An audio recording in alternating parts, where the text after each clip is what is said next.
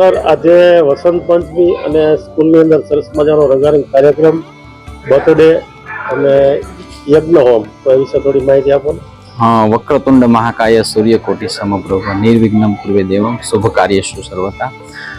આજે વસંત પંચમી નિમિત્તે દર વર્ષે તો વસંત પંચમીની ઉજવણી અમે કરતા જ હોઈશું, પણ જોગાનો જોગ આ વર્ષે 14 ફેબ્રુઆરી વેલેન્ટાઇન ડે સાથે સાથે 14 ફેબ્રુઆરીના દિવસે મારી દીકરી શ્રી રેવાબાનો જન્મદિવસ, એટલે એ જન્મદિવસને અમારી શાળા દ્વારા એક અનોખી રીતે કેવી રીતે ઉજવી શકીએ કે જેથી અન્ય લોકોને પણ સમાજને પણ ખ્યાલ આવે કે ભાઈ આપણે આપણા બાળકોનો જન્મદિવસ કઈ રીતે ઉજવી શકાય.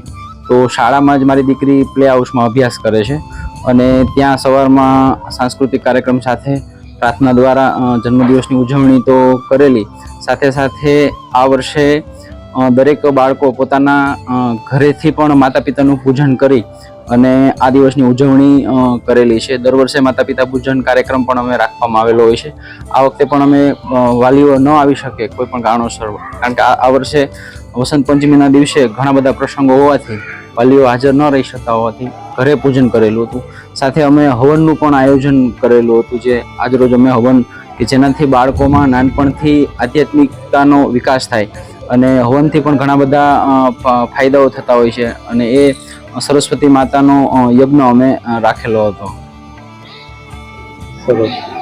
વિશેષ તો તમે બાળકો પાસે ગુરુ પૂજક કે માતા પિતાનું પૂજન, હા, ખાસ અમે શિક્ષણમાં તમે વણી લીધું, સારી વાત.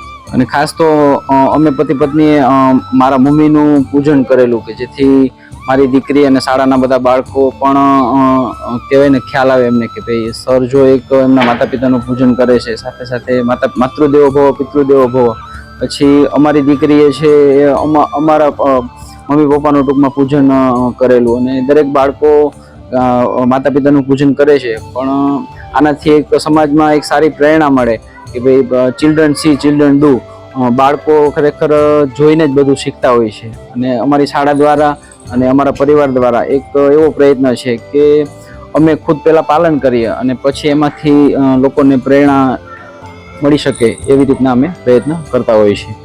Thank you sir.